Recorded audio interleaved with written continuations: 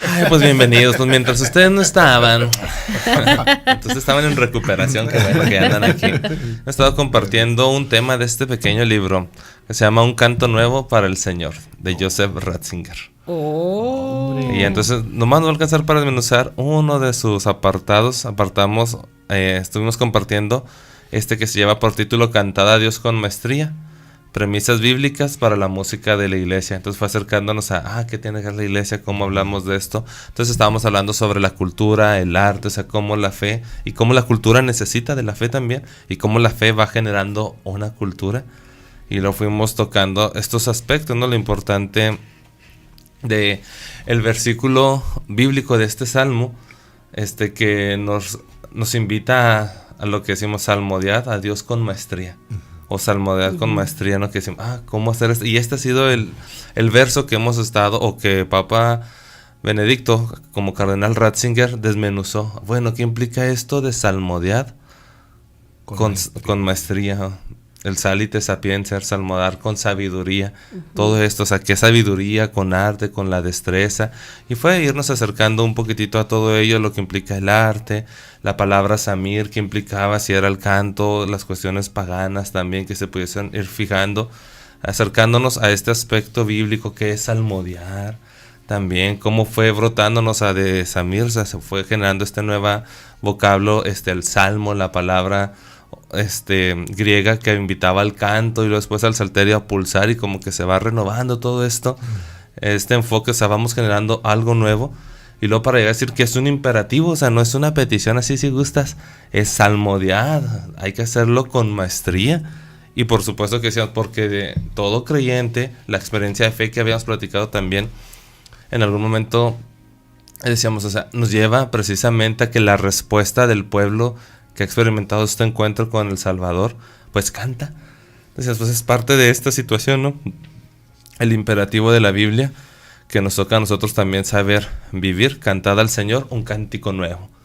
Y que prácticamente pues vimos hasta aquí y hemos estado compartiendo esto. Cantar con arte. Vimos un poco sobre el Éxodo, cuando se habla de los artistas del arca y del templo. Bueno, del arca más bien, en el Éxodo, de cómo llegar a este momento.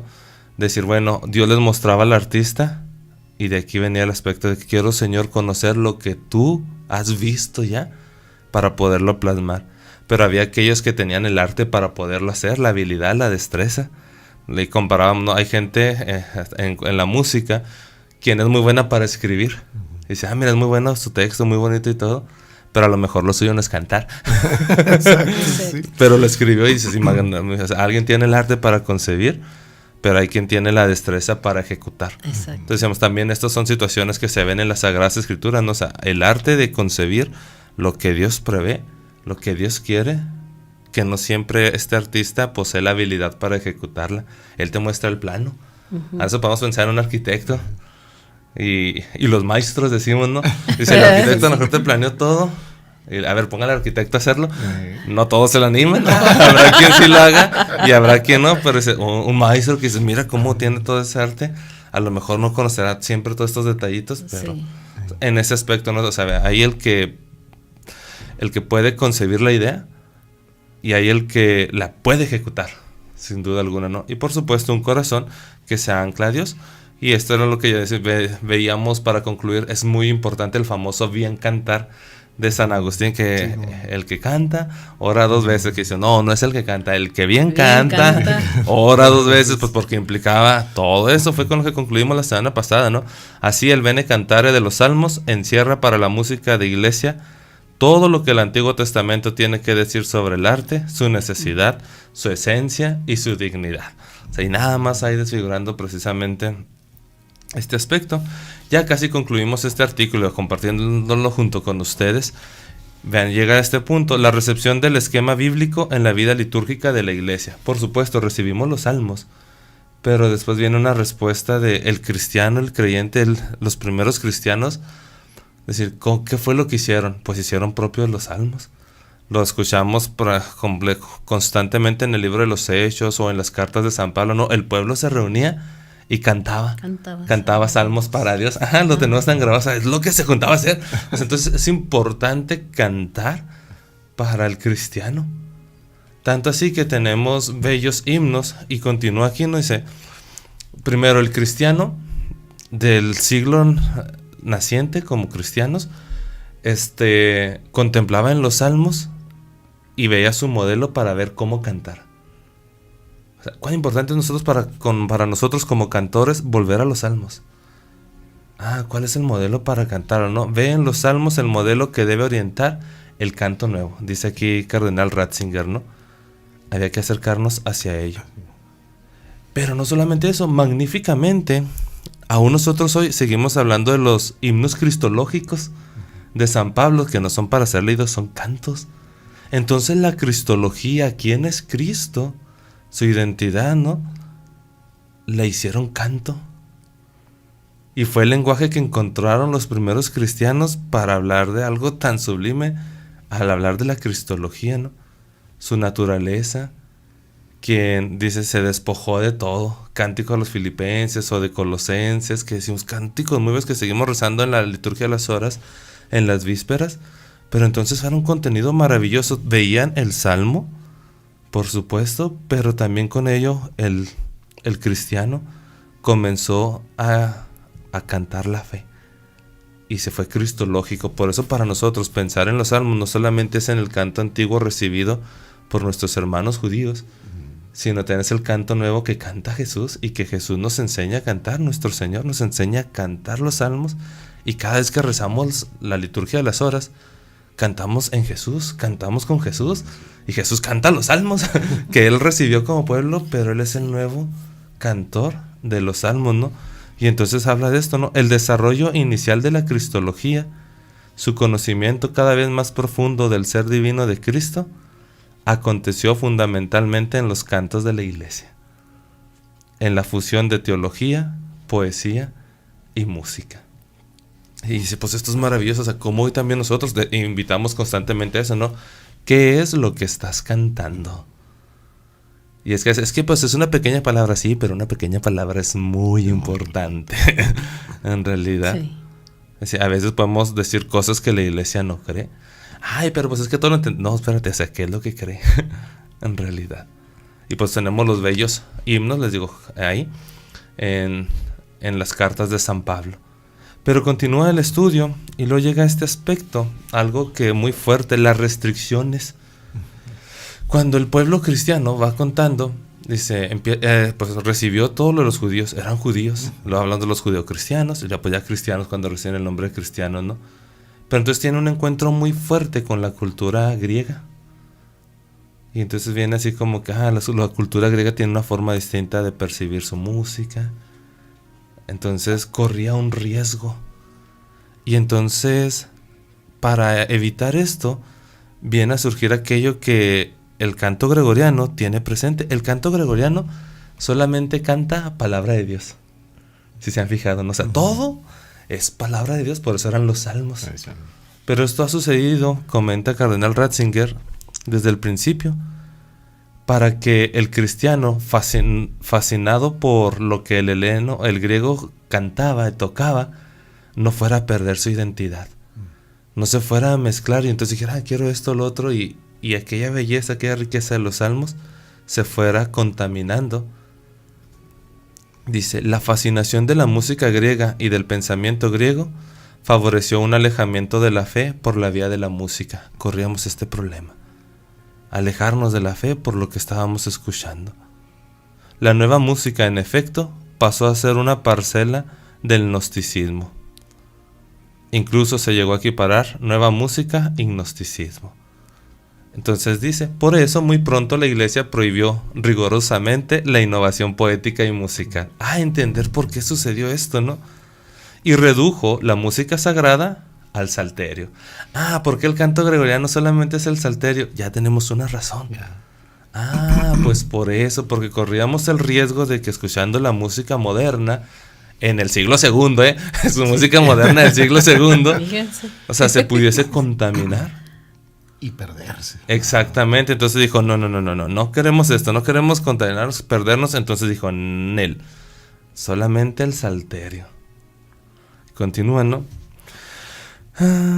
Y redujo la música sagrada al salterio, y esto en un doble significado. Primero, la teología del salterio bastaba y constituía el criterio para el contenido de la fe eclesial.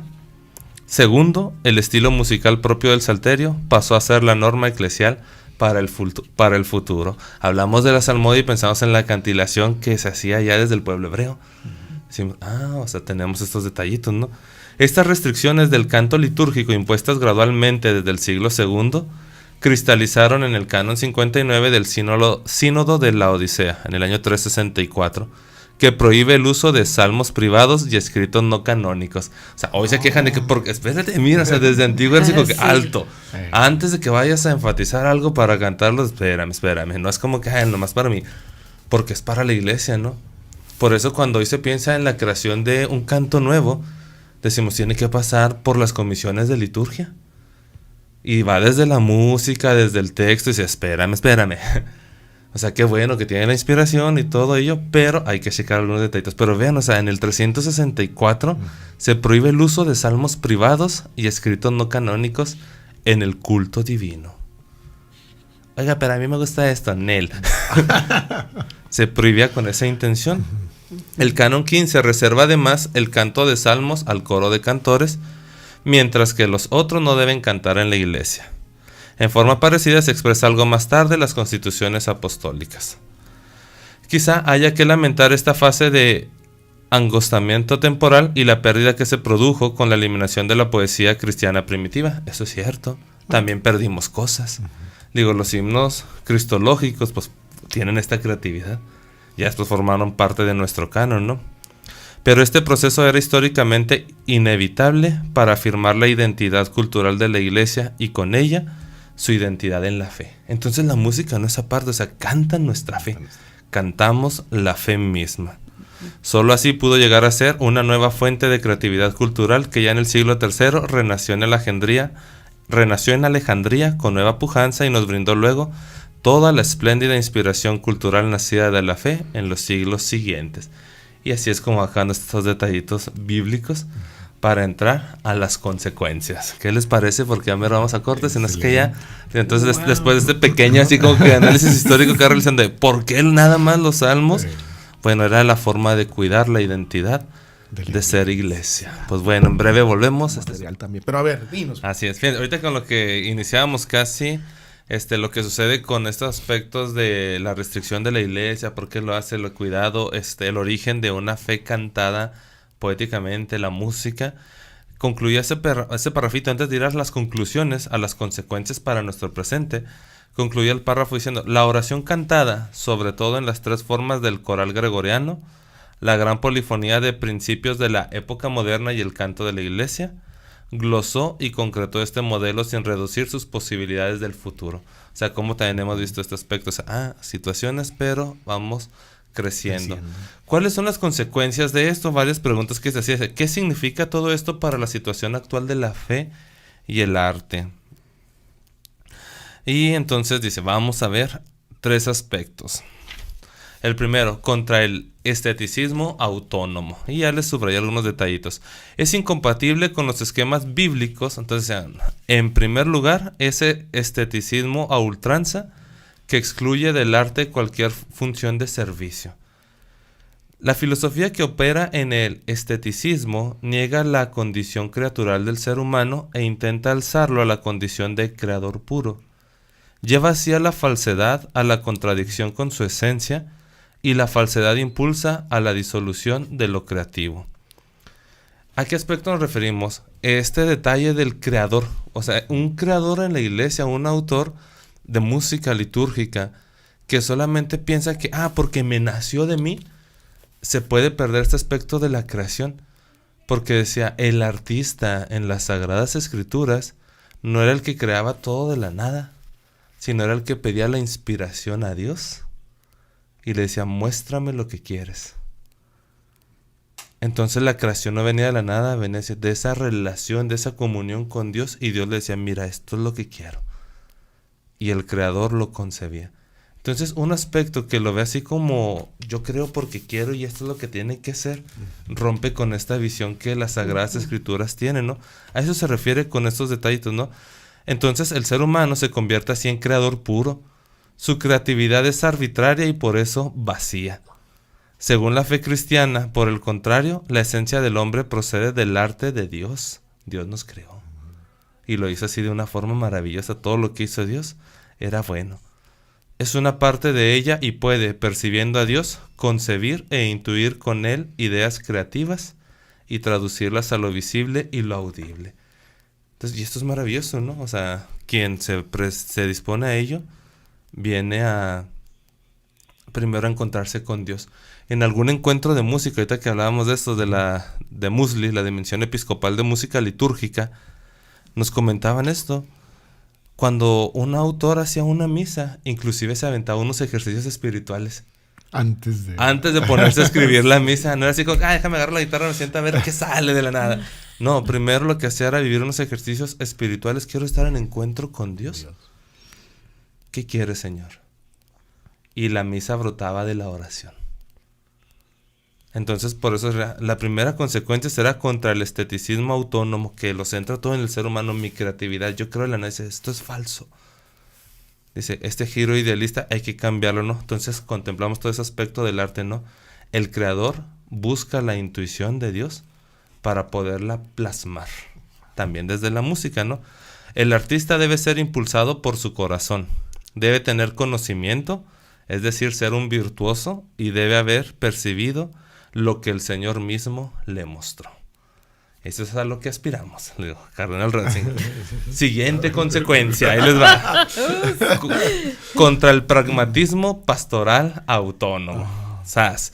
Si el elitismo estético es incompatible con la misión de la música de la Iglesia, también lo es el pragmatismo pastoral que busca solo el éxito. Y habla un poquitito de una controversia que suscitó, porque hablaba de que hablaba de la incompatibilidad tanto del rock y del pop para la liturgia. Así como, ¿qué está pasando aquí con todo eso? De repente escuchamos de que, y dele con todo, ¿no? El Cordero de Dios más... Yo recuerdo, nos tocó, yo creo, la gran mayoría de los músicos cantarlo, el Cordero, que tin, tin, tin, tin, aquí no sé, van a salir fuegos artificiales, sí. Y nos toca así como todo joven, lo toca con mucha... Sí, ese, por favor, porque aquí luce la guitarra, más no poder...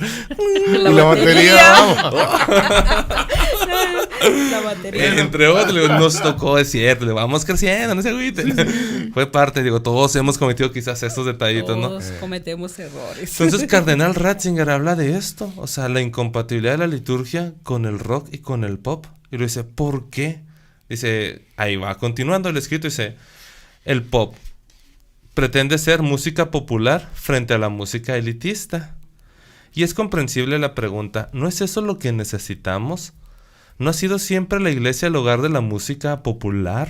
¿No se ha renovado siempre su expresión musical noble a partir del suelo nutricio de la música popular?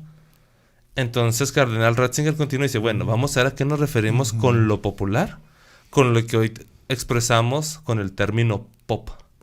O sea, ¿qué es esto de la famosa cultura pop que se tiene tan fuerte, no? Entonces dice, el pueblo al que se refiere el pop es la sociedad masificada. ¡Pum! Ahora no es pop, es pum. La sociedad masificada. Aquí es donde encontramos el gran problema. La música popular en sentido originario, en cambio, es expresión musical de una comunidad sin fronteras, aglutinada por la lengua, la historia y el modo de vida, que elabora y configura sus experiencias por medio del canto. Las experiencias hechas con Dios, las experiencias del amor y del sufrimiento, del nacimiento y muerte, como participación en la naturaleza. Su modo de plasmación musical puede calificarse de ingenuo, pero viene de un contacto originario con las experiencias básicas de la existencia humana, y es por eso una expresión de la verdad. Cuando hablábamos de dónde brota el amor, al principio de este texto, decía las experiencias fuertes del amor, la experiencia del sufrimiento, de la muerte, o de manera especial la experiencia con Dios. Y así fue pues de aquí brota la música. Dice, y tanto en la experiencia del amor y del sufrimiento de la muerte hay una experiencia con Dios. Dice, si esto se entendiera por pop, por popular, diría, estaríamos en lo correcto. Sin embargo, aquello que expresamos con la cultura pop, dice, es precisamente el haber masificado a la gente. Dice, ¿qué es lo que busca la música pop? El éxito. Es una cultura de lo mensurable y lo vendible. En esa cultura se inscribe el pop. Dice, entonces esto no es lo que queremos dentro de la liturgia. Lo mensurable, lo vendible, el éxito famoso desde esta perspectiva. Dice, las características fundamentales de la música pop es la estandarización. Observa, y ya menciona varios autores, observa Adorno y varios estudios que se aventó, que podemos acercarnos. Ahorita al menos uno sí, interesante que lo volvamos a mencionar. Johansson añade que nos incapacita gradualmente para escuchar, para oír, nos vuelve musicalmente inconscientes, esto de la cultura pop. Cada vez se va perdiendo también la música, no se frente a lo que escuchamos, que es, oye, es que está cantando hoy, que está escuchando la sociedad, que dice, uy, cómo se ha venido a menos, escuchamos cantos antiguos y dices, oye, pues estos cantos pues como que era más poesía, más belleza, y escuchamos hoy canciones, también decimos, como que se nos va derrando, pero ¿qué es lo que buscan? Vendible. Con que tú lo compres, con que los demás le ataña, o sea, no le interesa cantar la verdad, que lo compres. Entonces masifica al ser humano. Esto es a lo que Papa Ratzinger habla de, no, esto es incompatible. El pragmatismo aquí lo maneja, ¿no? El pragmatismo pastoral autónomo. O sea, esta cultura del pop dice, no, cuando te cosifica, te masifica, quiere vender, solamente quiere generar éxito, es que así atraigo a más gente. Dice, no se trata de esa situación, en realidad no. La trivialización de la fe no es una nueva inculturación, sino la negación de su cultura y la prostitución con la incultura. Palabras muy fuertes. Así como, dele calmado, cardenal. Pero siempre se va con todo. Y luego ya, estas son las cuestiones que rechazan, ¿no? El aspecto de tan alejado el uno y el otro, de los que hemos mencionado ahorita, el crear de la nada, o el crear para vender, para que a todos les guste. No se trata de esto. ¿Hacia dónde vamos, no? El tercer punto es apertura al mañana dentro de la continuidad de la fe. Reconocemos que en el espacio intermedio entre el elitismo estético y la cultura industrial de masas, la fe y su cultura tienen una difícil posición. O sea, es difícil llegar justamente a este momento, ¿no? Pero hoy no es posible una salida sin el coraje para la austeridad y la resistencia. Solo de este coraje puede brotar una nueva creatividad. O sea, necesitamos ser exigentes en muchos de estos detalles, ¿no? O sea, volver a acercarnos con Dios. Desde el primer momento que empezamos a hablar de los textos sobre música de Cardenal Ratzinger, hablábamos de ese encuentro tan necesario con Dios. El músico católico necesita tener ese encuentro tan fuerte con Dios. Es lo primero, yo creo que tendremos que preguntarnos como músicos de iglesia, ¿tenemos un encuentro con Dios o no? ¿Lo valoramos o no? ¿Qué está pasando con nuestra evangelización? Dice, y de aquí empezaremos a cambiar muchas situaciones, ¿no? Concluye citando a Papa Magno, Gregorio Magno. Dice, si el canto de la salmodia sale de la intimidad del corazón, a través de él, el Señor Todopoderoso encuentra acceso al corazón. Qué maravilloso, ¿eh? Si la salmodia sale del corazón, Dios accede al corazón para derramar en los sentidos atentos los misterios de la sabiduría o la gracia de la contrición. Así está escrito, el canto de alabanza me honra y este es el camino para mostrarle al hombre la salvación de Dios. Salmo 50, 23. Donde el latín dice salutare, salvación, el hebreo dice Jesús. Por eso, el canto de alabanza abre un acceso donde Jesús puede manifestarse, pues cuando la salmodia desata la contrición, nace en nosotros una vía al corazón, al final de la cual llegamos a Jesús. La música ya no es de Papa Gregorio, ya finaliza con esto Cardenal Ratzinger. La música despeja el obstruido camino del corazón, del centro de nuestro ser, donde nos encontramos con el ser del Creador y Redentor. Cuando esto se logra, la música es la vía que conduce a Jesús, el camino donde Dios muestra su salvación. Ah, qué bonito. Y así concluye este artículo de Un canto nuevo para el Señor. Pues bueno, así concluyó. Aquí se nos invita, si quieren leer algo más, no precisamente de Cardenal Ratzinger, de la obra de Gianfranco Ravasi, Il canto de la rana, música de teología en la Biblia. Y ya va hablando de coincidió estos pensamientos de Cardenal Ratzinger con cuando se manifestó este libro de Gianfranco Ravasi. También por si le digo, ahí si quieren leerlo, si no pues también lo pueden encontrar también, un canto nuevo para el Señor. O sea, tenemos tanta riqueza de donde seguirnos alimentando para seguir ejerciendo mejor nuestro ministerio. Ya que se nos acaba el tiempo. Exacto. Le digo, sí, el encuentro con Dios, pero hay que hacer todo de la mejor forma. Tenemos, ahora sí que en la iglesia, que es madre y maestra, toda una riqueza que cuida estos detallitos, ¿no? Basta acercarnos también para decir, yo quiero hacer esto, se me da, ok, bueno. Hay que escuchar a nuestra madre, la iglesia, a nuestra maestra, la iglesia, para hacerlo de la mejor manera.